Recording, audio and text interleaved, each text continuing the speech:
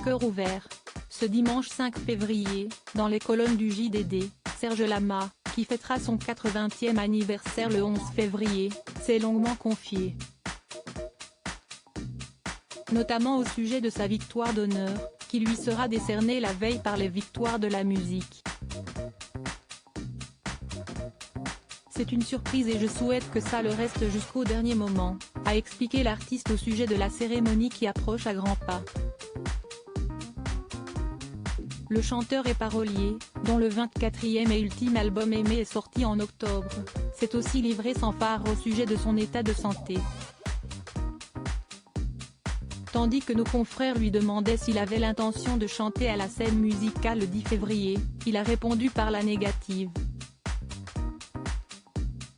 Aujourd'hui, je serai obligé de chanter assis. Ce n'est pas ce que le public veut voir, a-t-il expliqué.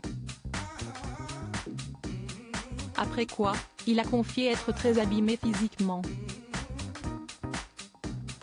Pour étayer son point de vue, l'artiste a fait savoir à l'hebdomadaire que les douleurs se multiplient, et, avec l'âge, avouant avoir beaucoup de mal à marcher.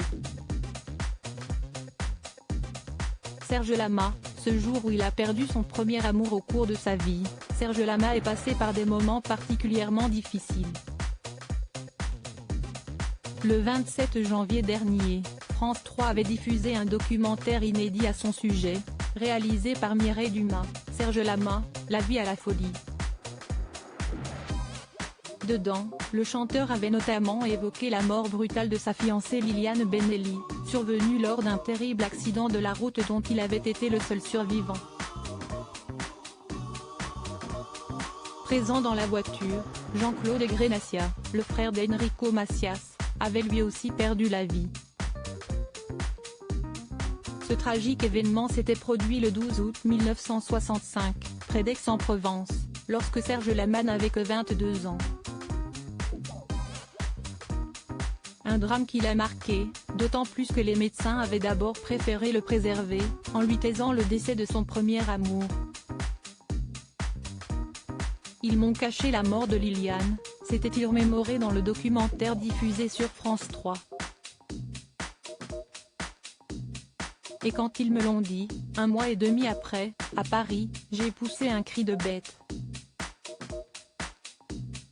Article écrit en collaboration avec 6 médias Crédit Photo, Coadic Y.